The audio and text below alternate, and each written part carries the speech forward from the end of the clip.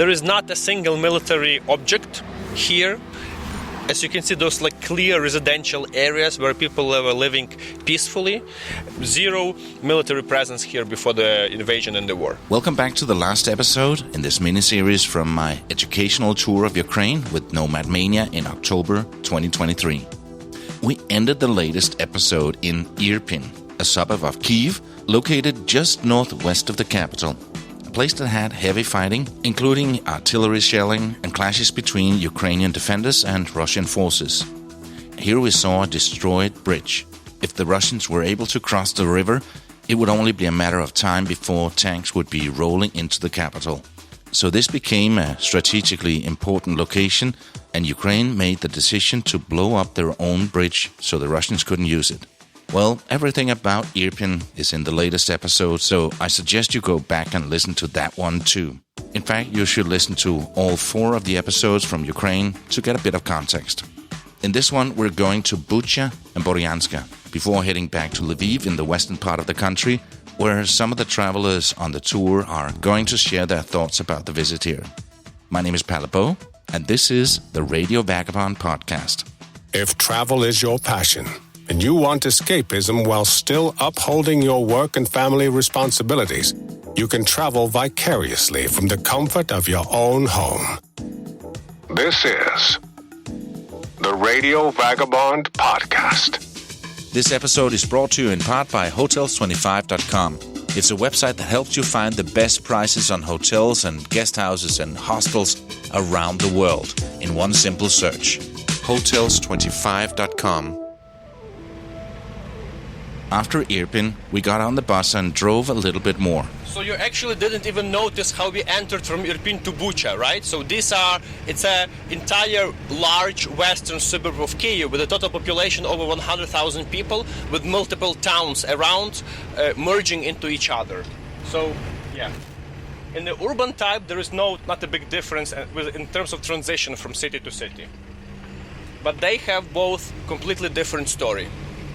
You might remember those places from the news coverage in the early days of the war, like the massacre taking place in Bucha, where a number of civilians, including women, children and older people, were killed in the village during a violent incident by the Russian armed forces. So we will start over here.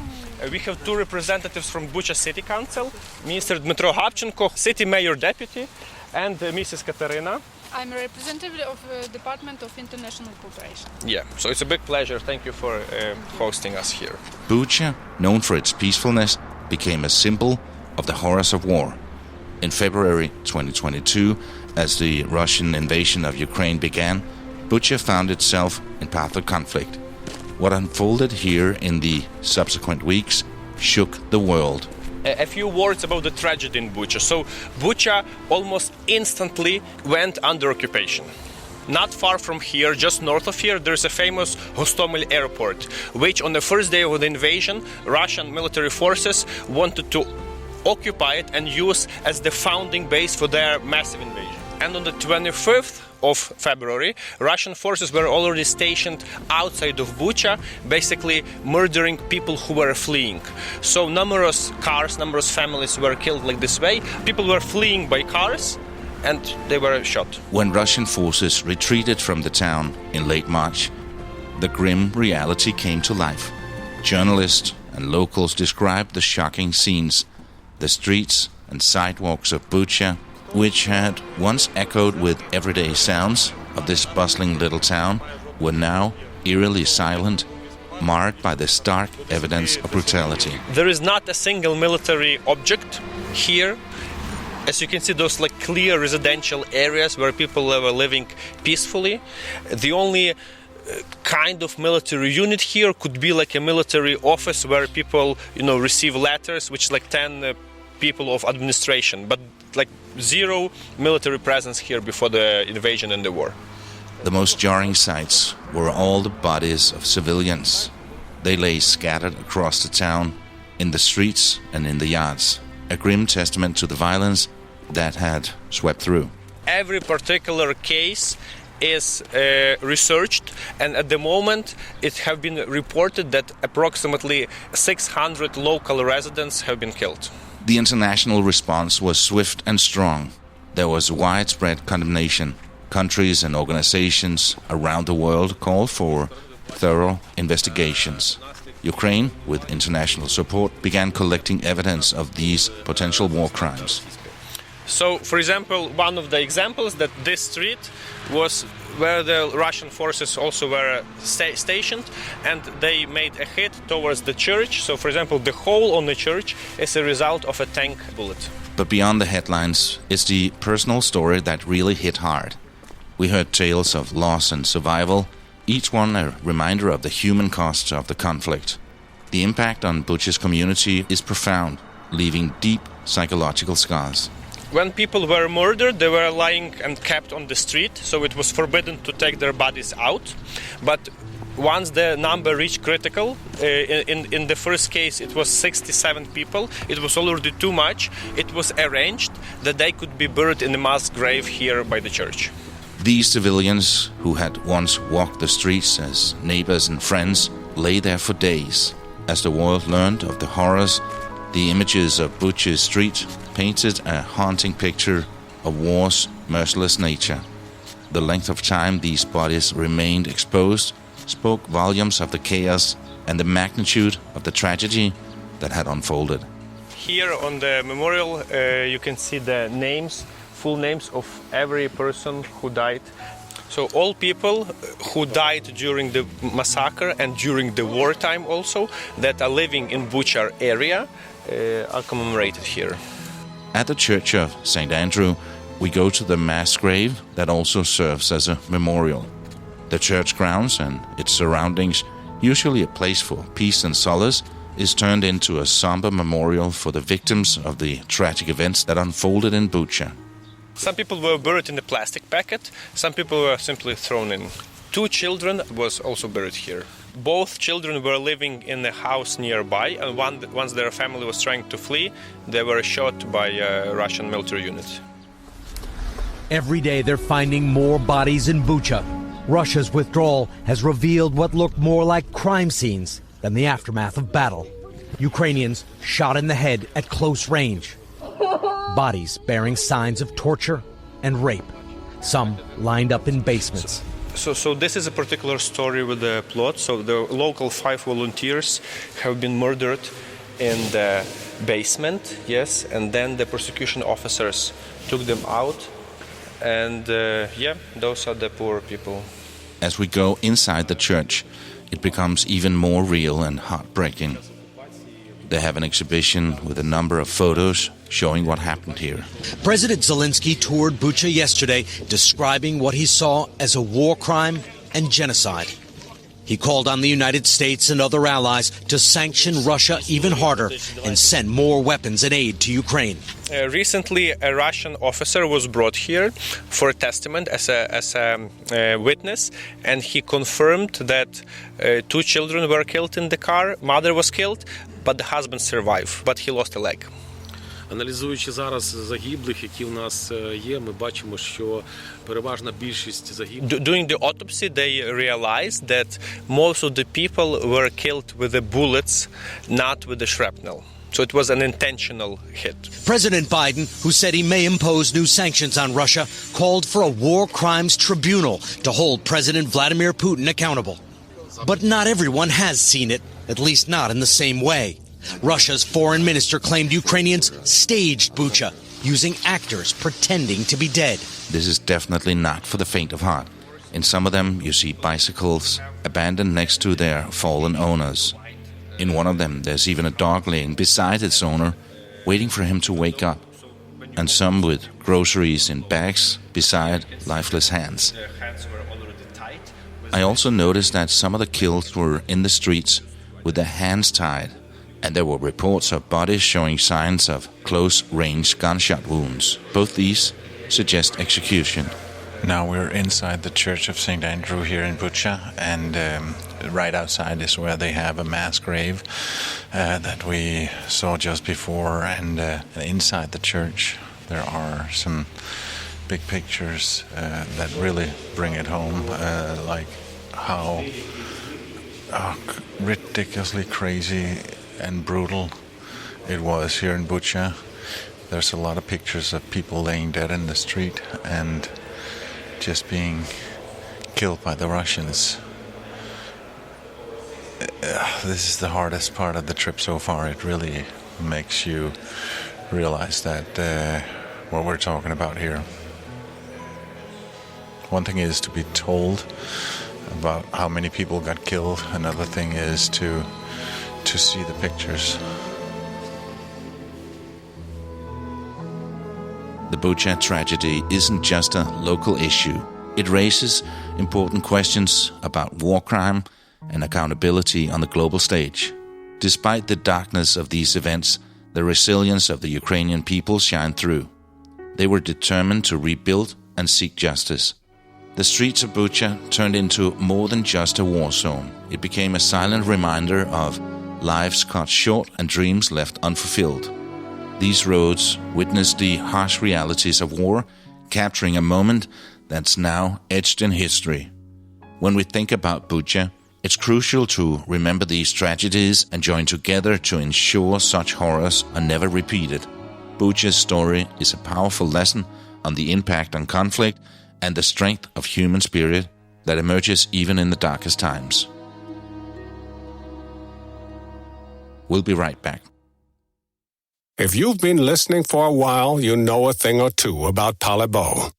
And now, he would like to know a bit about you. Please fill out the 5-minute survey and answer a few questions. It's on theradiovagabond.com/whoareyou. Good afternoon. Can I help you? Yes, my name is Bond. Radio Vagabond.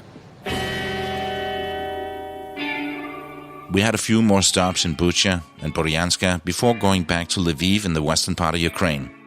Here, we went to a military cemetery. Orest, what can you tell us about where we are now? So this is the military cemetery. Basically, it was not dedicated for this reason, but this is just a rather large empty piece of land in the central Lviv, just next to historical cemetery, which is here against along the fence, right? So traditionally people were buried here, but usually civilians, and this cemetery, Lychaki one over here, is one of the largest one in Lviv. So this field was dedicated to be like a war memorial of World War II. And since the Russian invasion, full scale, our fallen soldiers in the recent 2 years have been buried here, almost on a daily basis, unfortunately. And it's still growing. It's growing every day, and I mean, while we are going here, you can see the date of when the person was killed. So the one of the recent one, just like a days ago, basically. Yeah. We spent quite a while on our own walking around the cemetery. With all the things I've seen on the tour around the country, this part was one of the things that maybe made the biggest impression on me. We were all given a little candle that we could put on a grave of our choice. It was very quiet, and I was just walking around looking at the graves. What made it even more real is that every grave had more than just a name and some dates. It also had a picture of the fallen soldier. I spent a long time looking at these faces and thinking what their lives were like before they ended up getting killed. Most of them died very young. And here you have, on each grave, you have a picture of the person. Is that something that's common for Ukraine? It appeared to be common here. So usually on traditional Ukrainian cemeteries, people would do like pictures, not photography taken, but rather painted picture on a stone, But here, because first of all, you want to remember the person as it used to be, considering that most guys are in a very young age, at the height of their beauty, of their strength. So we want to, it seems like people who, like the relative, they want to remember them as they were on the high times. Yeah, that's exactly what gets to me. Is like if it was just a name and a date of birth and a date when they were killed, it would be. It makes it much more personal, and just it makes me realize, it's such a waste. You can see straight into the eyes of people, right? In Lviv, many other travelers joined us. They were both here to visit Lviv and to join the NomadMania annual award show being held here. Apart from visiting the cemetery, many of us did a walking tour around the bustling city, or just wandered around on our own. Many also visited the hospital, where the wounded come to recover or, in more serious cases, have limbs replaced. I wasn't able to go there, as I was one of the presenters of the NomadMania award show and had to spend the day rehearsing. On our last night at dinner, I did an experiment and sent the microphone around the table. I just said to the first person, please tell me your name and your thoughts about this visit to Ukraine. I wasn't even able to hear it until editing this episode. And we start with Gustav Rosted. He's a popular YouTuber from Denmark and the Faroe Islands, with 184 countries visited so far, over 11 years of travel. You might know him as Gus on the Go. All right, so this weekend Ukraine has been absolutely incredible. We have seen the ups and downs of Ukraine, went to places that no other people really go, especially here in the war zone. It's been really intense. We have seen the beautiful Ukrainian spirit, and these people are really, really strong, really hard to break. And it's been a pleasure to witness, and I just wish the best for Ukraine. It's been an honor to be here. Here's Max Lyra from Austria, who also joined the whole trip. One of my most remarkable memories of the day we went to Kamyalka village, and we spent the day there walking around 99% destroyed village, and it's we've seen destruction unlike I've ever seen in my life before. And everyone was heartbroken, and everyone was really crushed, and the spirit was really low. And shortly after, we went to a hidden volunteer shelter where we've met amazing women who tried to help and help in any way possible. And their spirit lifted our spirits, and we got so inspired. So it was really beautiful to see the resilience of these people, and now we are 100% sure they're gonna win this war, because they're still laughing, they're still carrying on, they're still helping, and they will do anything to help anyone. So they're a whole big team, and not only did we see all these places and met all these people, we also were a bunch of people who, we knew some of each other, but some people we've never met before. And our team itself, our group of people, we had an extremely good time, and we got to know each other, and got a really good team effort around here this trip, supported each other, and basically one of the most remarkable experiences of my life. Per Besson is the guy who excels in speaking many languages. He's been to every country in the world, and this is not his first time in Ukraine. This is my 5th time visiting Ukraine, and I had certain expectations coming up and followed the war in Ukraine very closely.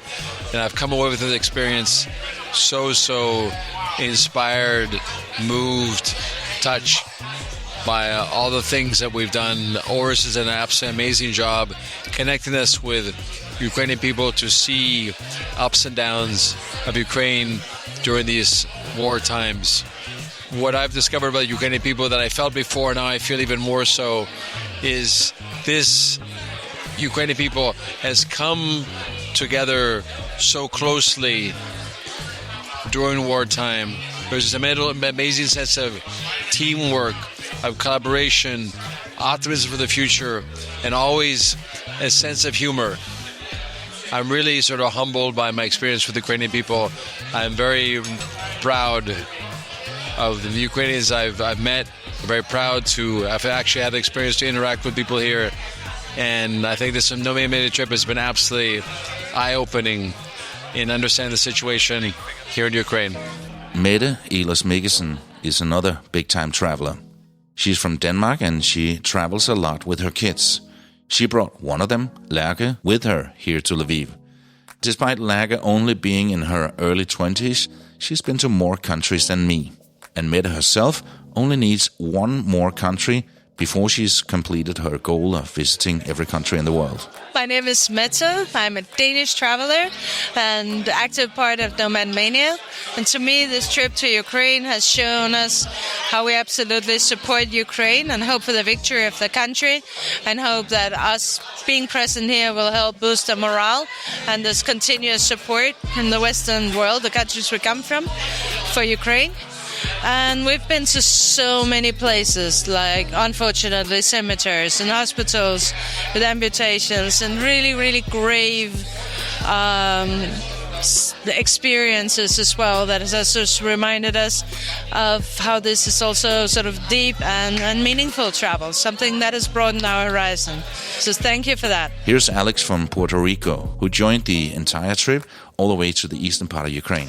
My name is Alex Rivera, and I decided to join this trip not knowing anyone. I'm pretty new to this whole NomadMania crowd, so getting to a new group, it's always tricky. You never know if you're going to fit in, if they're going to like you, if they're not.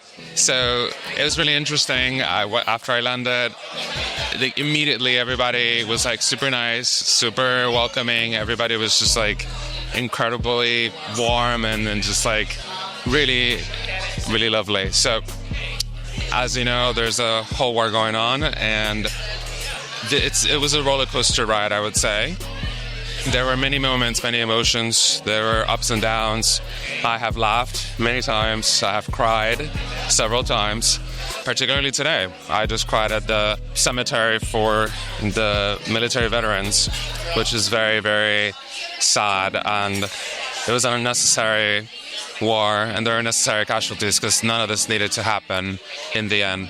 I think that ultimately we are a group that understands what's going on, understands how to approach it, because you never know if it's going to come off as insensitive, but I don't think that's how it was received by the local people. I think everybody in the towns, from the little town of Kamyanka, the little village that was badly destroyed by the Russians, they were extremely welcoming, even though they are suffering through a lot of hardship. And everybody else from there onwards in the country has been amazing. Everybody seems interested in what we're doing, why we're here, why we're trying to find out and get to know and support the Ukrainian people. So I think the trip has been successful, and that's thanks to everyone that put it together. And I'm extremely, extremely happy that I did not cower and decide not to come. My name is Kim. I think this trip has been very compressed. Great experiences all along, but very hard also. That was Kim Bohr Frederiksen from Denmark, and up next is Khadija and Ed, aka Exploring Ed, a couple from New York. My name is Khadija Musa. I live in New York, which is totally a different world, New York City, Manhattan. I am very pleased that I came to Ukraine. My observation is people in Ukraine are very brave and have the right to fight for themselves and for their country, and I admire them very much. I did not expect people to be moving on every day with their daily life in the middle of another country bombing them. So salute to the people of Ukraine. I am very happy I came. And my name is Ed, exploringed.com, and we did the NomadMania curated trip to a country at war, and did relearn stuff. And when we went to Kyiv, we saw what it's like to be 40 kilometers from the actual front lines. And in the hotel we were in, 10 days before, there was a missile that came down into the street right by it, and it destroyed all the windows and all the nearby buildings. And then the day after we left, 8 missiles came down to Kyiv. So it's a dodgy place, but because of NomadMania, we were safely guided through this. And we saw where they made camouflage. We saw where small villages have been completely destroyed. And they were receiving care packages of food and aid. And then from there, we went to Kyiv, which is a safer place because of the defense systems they have, and it's further away. And now we're in Lviv, and it's just been an incredible trip, but it's been very touching, especially when we went to cemeteries and we saw the memorials with the fallen soldiers, and especially with the relatives who were there mourning them and their fellow military comrades. It actually brought me to tears watching it. So anyway, this was a great trip. I hope everybody doesn't forget what the struggle is here. From a country that was doing nothing except want to become democratic, and it was all of a sudden invaded.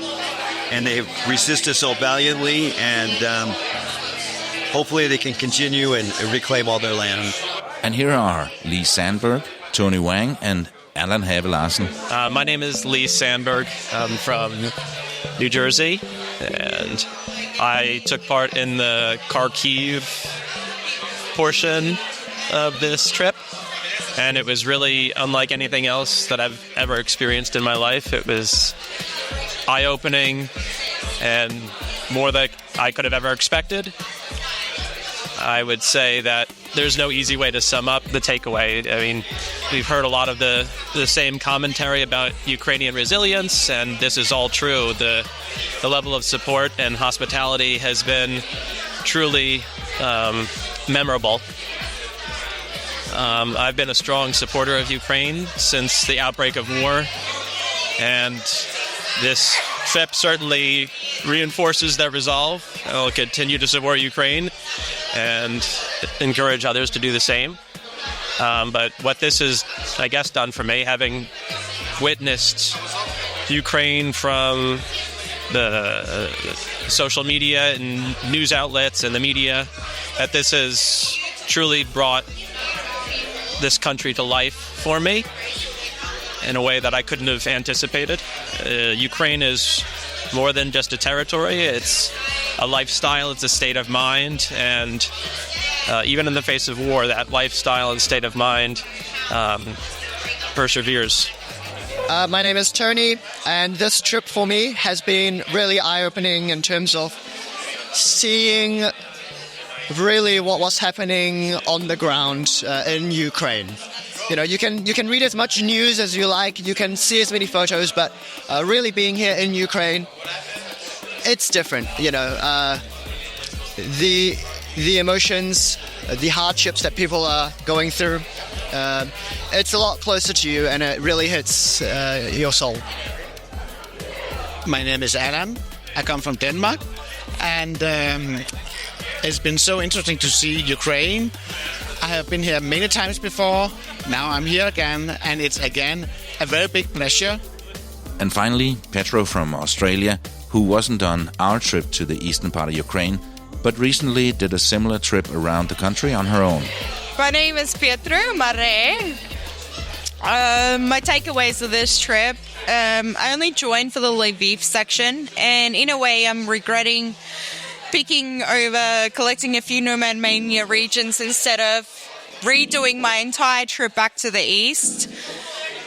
When Orest tried to encourage me to join them, because he was like, we have space, you're more than welcome to come. And when I saw the video and the review of it, I deeply regretted not agreeing to it, because there's always more regions to collect, but there's not always such an amazing trip to join along with.